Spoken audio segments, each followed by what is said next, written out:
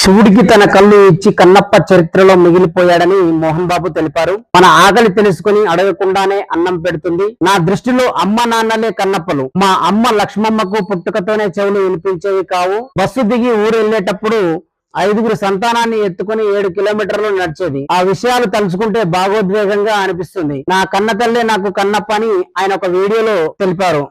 ఓ అమాయకుడు, ఆటవికుడైన తిన్నడు పరమేశ్వరుడికి తన కళ్ళు ఇచ్చి కన్నప్పగా చరిత్రలో మిగిలిపోయాడు.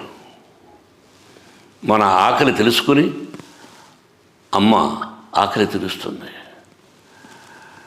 మనకి ఏది కావాలంటే అది శక్తికి మించి అమ్మా నాన్నలు మనకిస్తారు.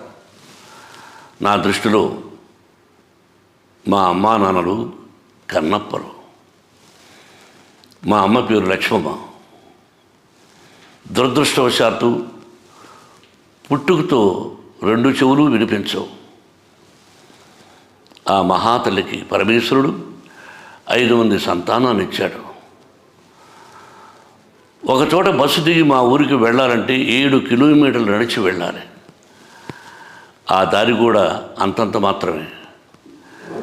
చెవులు వినిపించని నా తల్లి 5 మంది బిడ్డల్ని మోసుకుని మా ఊరికి వెళ్ళేదంటే ఎంత కష్టమో ఆలోచించండి. దారిలో ఒక కాలువ, ఒక సువర్ణముఖి నది ఉంది. అది దాటి వెళ్ళాలి. మాది ద్వీపం లాంటి ఊరు. అప్పుడప్పుడు ఈ విషయాన్ని తలుచుకుంటూ ఉంటే ఒళ్ళు గగురుపాటు పడుస్తుంది.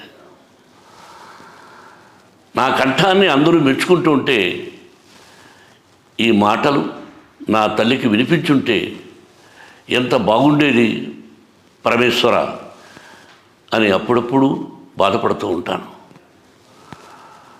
నాకు నా కన్నతల్లి కన్నప్ప, నా కన్నతల్లి కన్నప్ప.